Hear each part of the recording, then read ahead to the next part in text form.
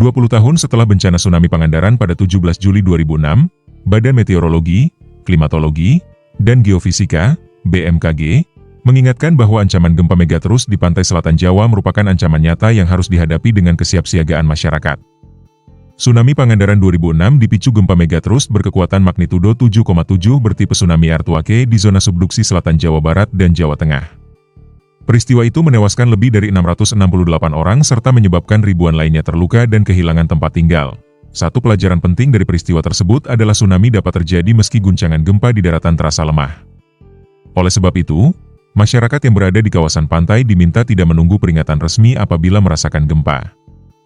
Segera melakukan evakuasi ke tempat yang lebih tinggi karena waktu tiba tsunami bisa hanya sekitar 15 hingga 20 menit setelah gempa.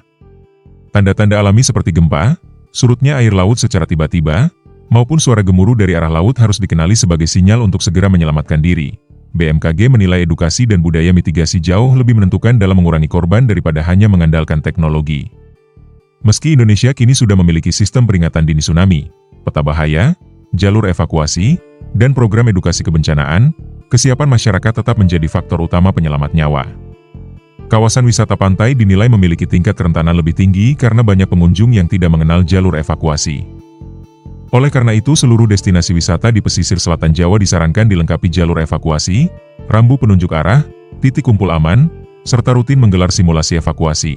Tsunami Pangandaran juga menunjukkan bahwa seluruh wilayah pesisir selatan Jawa berada di kawasan subduksi megatrust aktif, sehingga setiap daerah harus membangun budaya siaga tsunami secara berkelanjutan.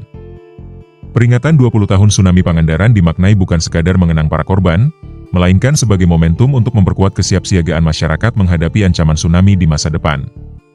Keberhasilan penanggulangan tsunami sebaiknya diukur dari sedikitnya korban yang harus diselamatkan karena masyarakat sudah siap sebelum tsunami datang.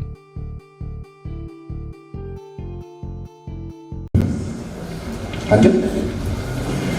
Nah ini untuk wilayah Pangandaran memang untuk simulasi tsunami sendiri kita belum menyeluruh.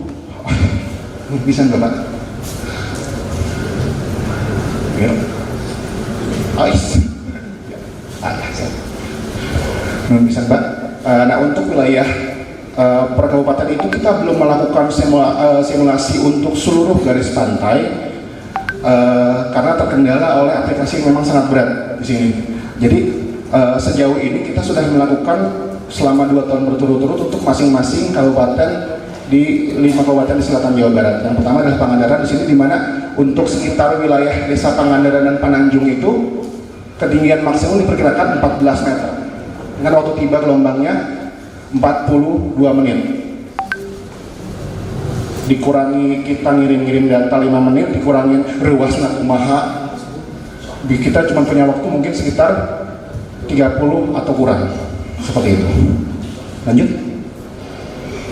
Nah ini simulasi modeling yang kita lakukan untuk tahun 2022, tadi 2021, di mana untuk sekitar pantai Batu Karas, Ujung Salawe,